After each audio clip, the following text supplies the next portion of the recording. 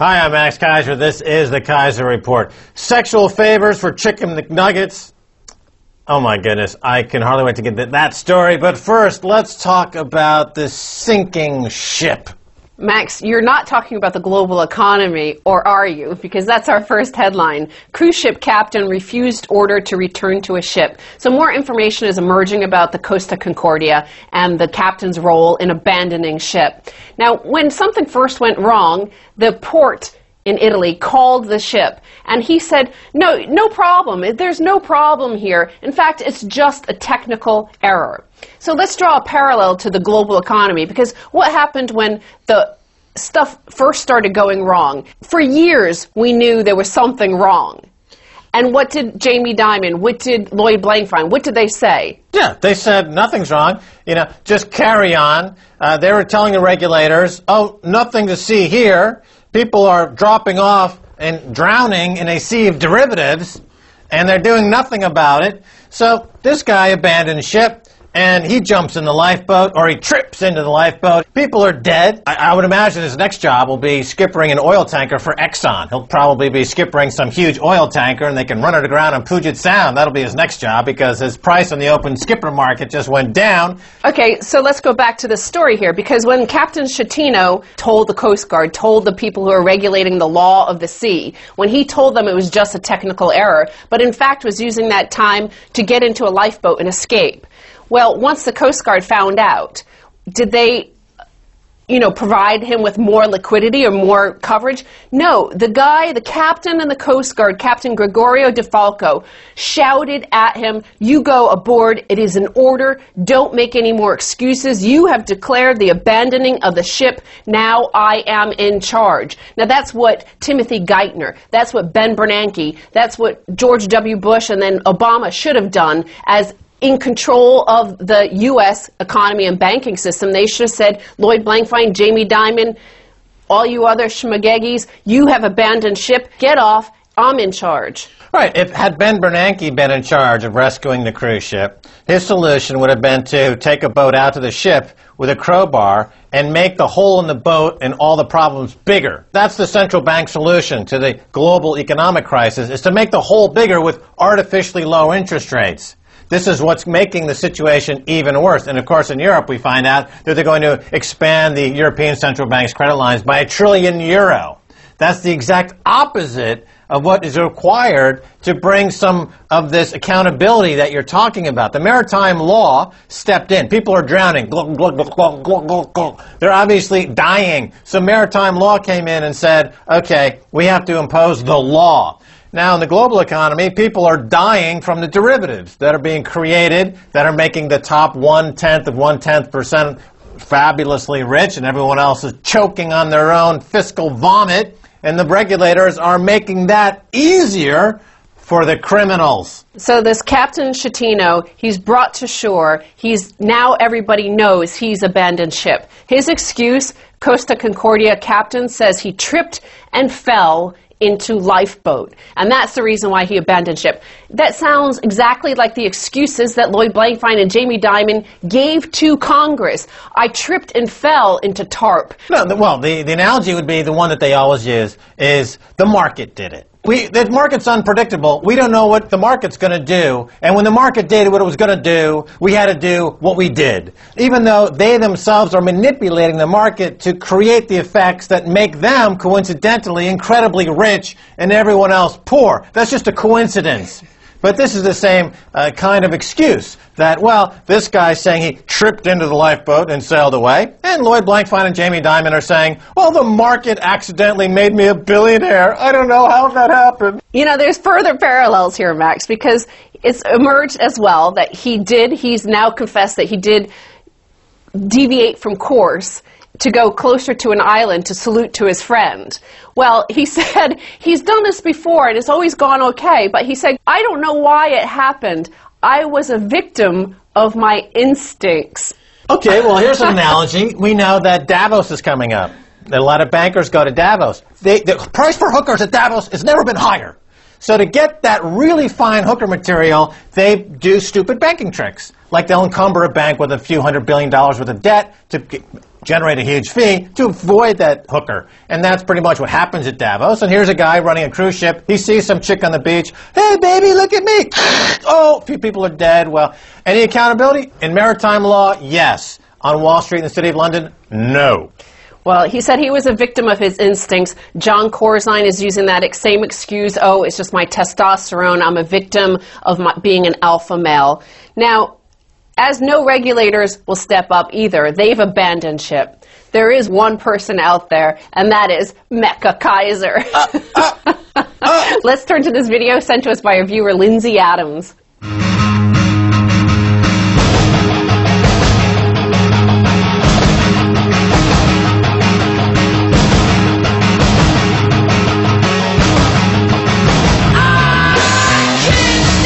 Maxilla stalking the globe.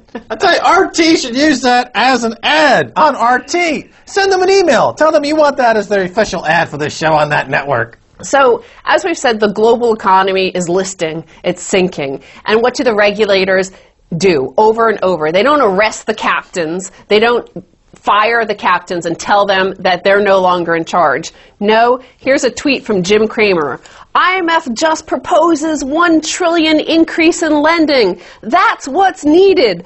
IMF stepping up to the table. Real heat. So, in fact, the IMF expanded their lending to $1 trillion. Now they're looking for $600 billion more. Right. Well, this is the Jim Cramer stunt we saw in 2008. Remember when Lehman went bust? And there was liquidity started to freeze up in the system, and it looked like banks might have to pay for the mistakes that they made. Jim Cramer went on CNBC, and he did a hissy fit. Let's cut to Jim right now. This is what he did in 2008. And Bernanke is being an academic. It is no time to be an academic. It is time to get on the Bear Stearns call. Listen, open the darn Fed window. He has no idea how bad it is out there. He has no idea. He has no idea. Kramer. I have talked to the heads of almost every single one of these firms in the last 72 hours, and he has no idea what it's like out there. None! Now, Cramer, he got his way. Remember, right after that, Paulson went in front of Congress and said, give us $750 billion, or we're going to declare martial law. That came out in the testimony later, which turned into, that was TARP, and it turned into, when you add all the extra TARP features, almost $15 trillion in bailouts. We know from FOIA request, Freedom of Information Act, that there was a $7 trillion chunk that went directly into the bank's pocket, and another $7 trillion of ancillary that kind of was distributed to these guys. Very simply, had that kind of money been used to bail out the homeowners, A, the recession, depression would have been over already 2 years ago. B, Obama would have come out like somebody who's a populist, representing the people, and not somebody in the pocket of the bankers. And C, Cramer would have been taken off the air by now because he's a charlatan and a scam, and his hedge fund and his recommendations have produced an exact gain over the past 5 years of negative 6 or 7%, according to my calculations. So, but Max, this issue of the IMF able to expand their credit facility up to $1 trillion, that's the equivalent of the captain of the ship saying, oh, it's just a little technical issue, as if the IMF has money, as if any of the member nations have money to dedicate it to this facility. UK faces requests for £19 billion as IMF boosts bailout fund to $1 trillion. Didn't we just cover the fact that debt to GDP ratio in the UK is 1,000%? Where do they get $19 billion? They engage in massive off-balance sheet, Enron-like special purpose entity fraud. They create this debt simultaneously creating an off-balance sheet entity that they hope at some point will be made good when the economy resumes growing. Well, this is basically the model of the arson, who is selling the charcoal of the buildings after he burns them down, essentially. The UK doesn't have this money. They cook it up completely in the shadow banking system. The multi-$100 trillion derivatives market is going to be expanded by another $100 trillion. And that is financial repression, financial oppression. Savers end up footing the bill. If you have any capital, you're treated like dirt in this economy. If you're a welfare queen like Wall Street in the City of London, they roll out the red carpet. But while they're distracting you with these so-called technical measures like increasing credit facilities up to $1 trillion that they don't have, in the meantime, they're not only abandoning ship, but they're actually preventing you from ever being able to jump off the ship, even try to save yourself, let alone them coming to your rescue.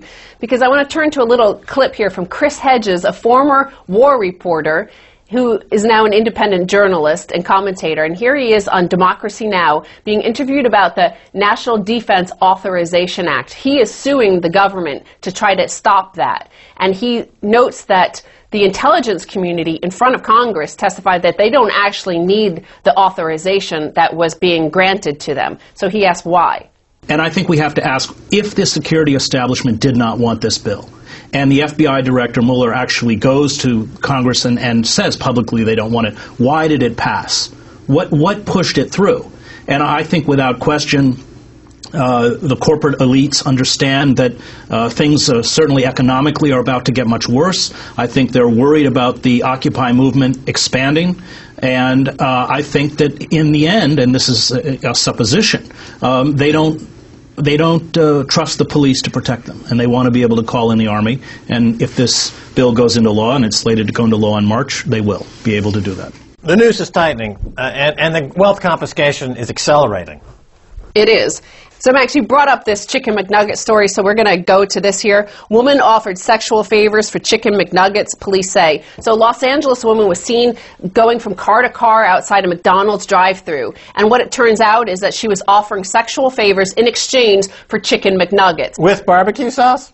I'm not sure about that. I don't know if that's worth it. Well, she was trading sexual favors. Now, what about Greece, which has traded their sovereignty for Chicken McNuggets? Goldman Sachs won, Greece lost. And a move bound to leave many Greeks and scholars aghast. Greece's culture ministry said Tuesday it will open up some of the debt-stricken country's most cherished archaeological sites to advertising firms and other ventures. Well, we called this so many months ago. They have income-producing assets. Greece is not bankrupt. They were the victim of a leveraged buyout by hostile raiders on Wall Street.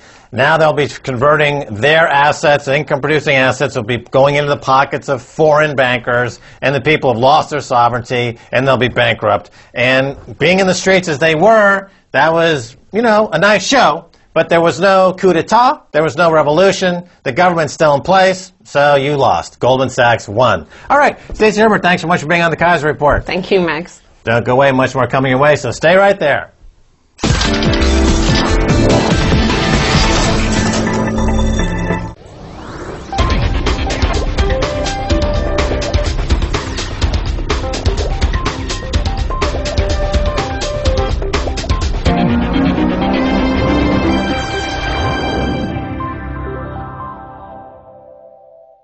You know how sometimes you see a story and it seems so whole and complete, you think you understand it, and then you glimpse something else. You hear or see some other part of it and realize everything you thought you knew, you don't know? I'm Tom Hartman. Welcome to The Big Picture.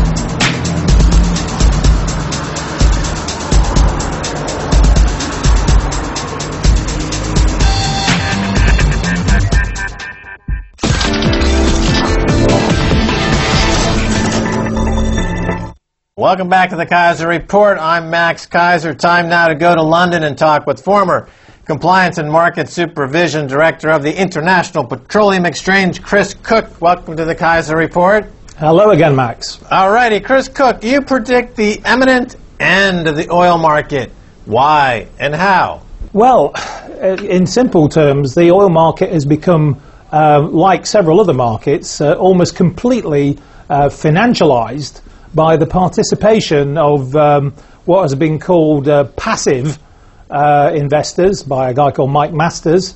He calls them passive investors. They also called inflation hedging investors.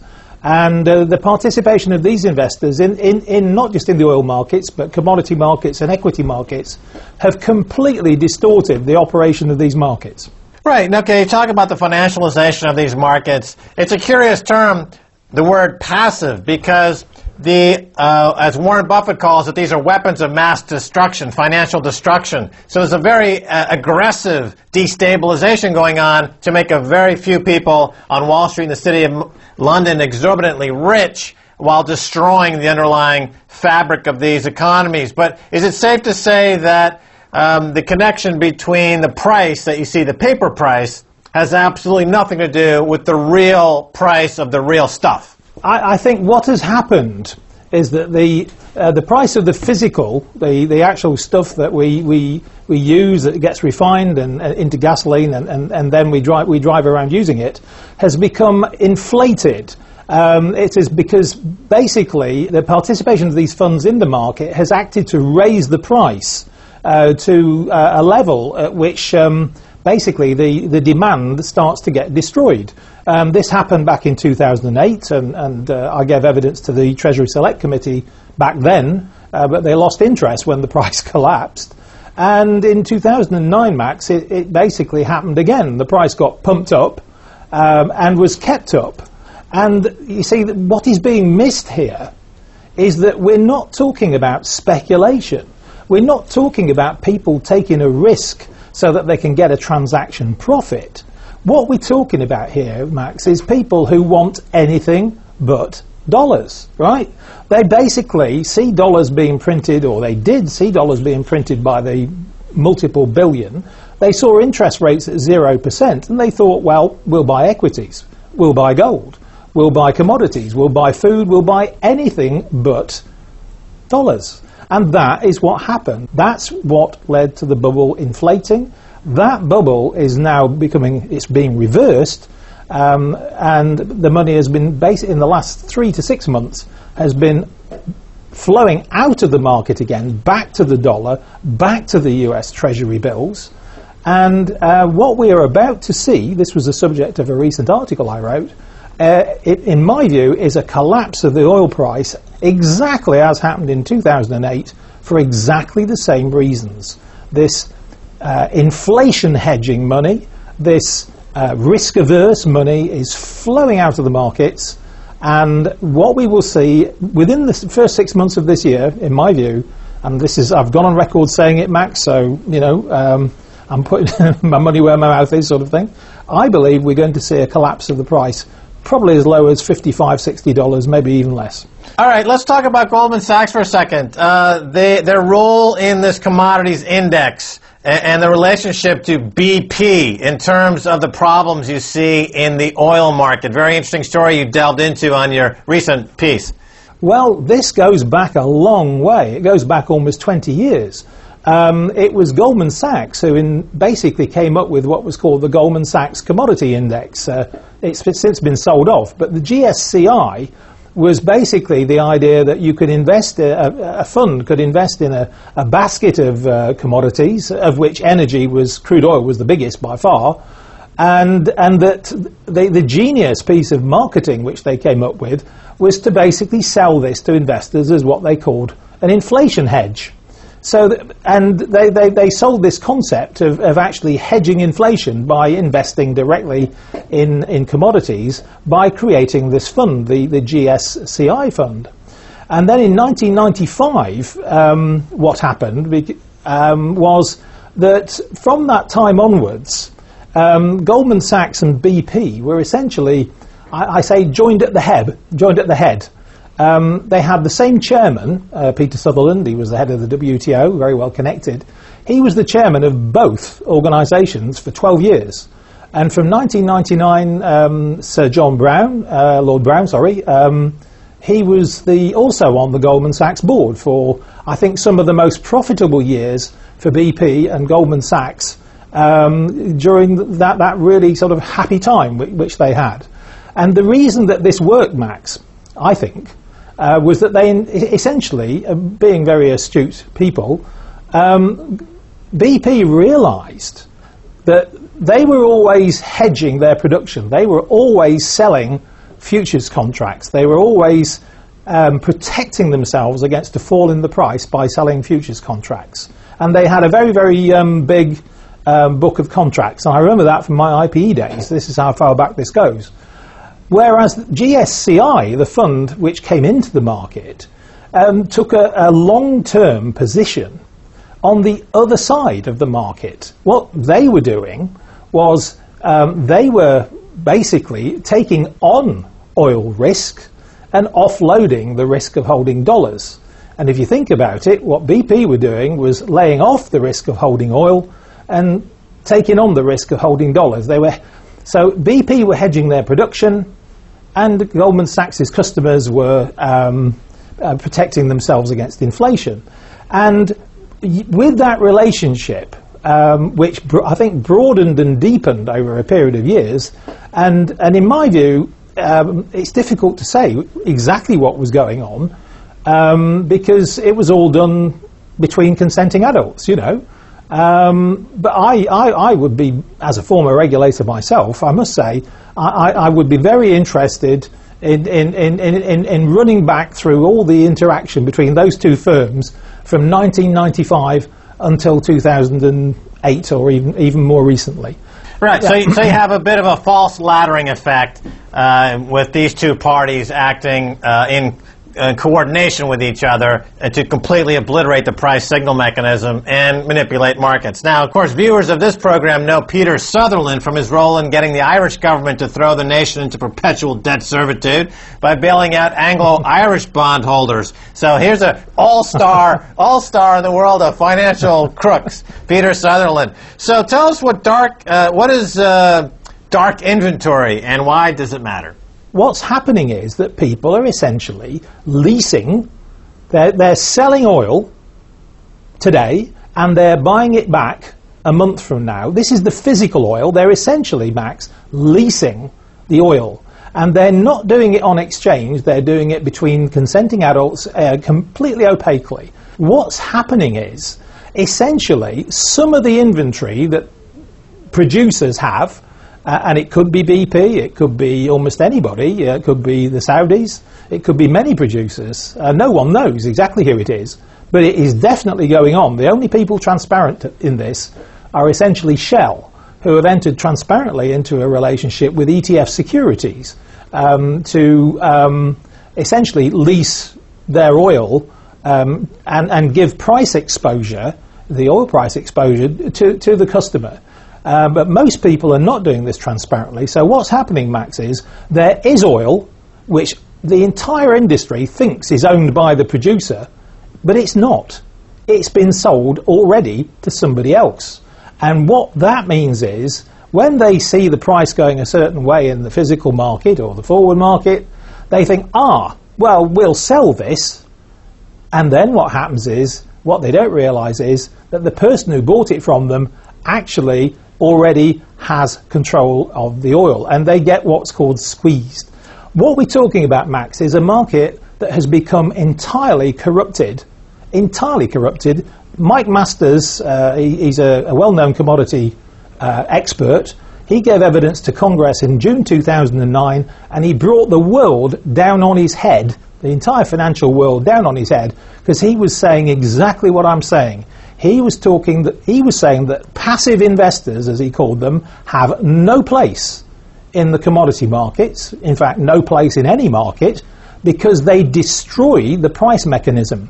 If you think about it, Max, the normal price mechanism, you know, speculators, traders, they buy and they sell at a profit, or try to, or they sell and they buy back at a profit. And it's a two-way market and it's a zero-sum game.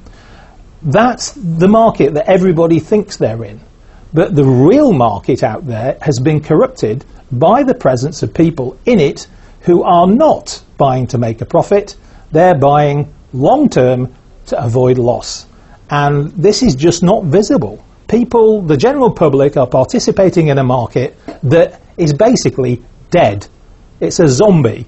It's a walking dead market.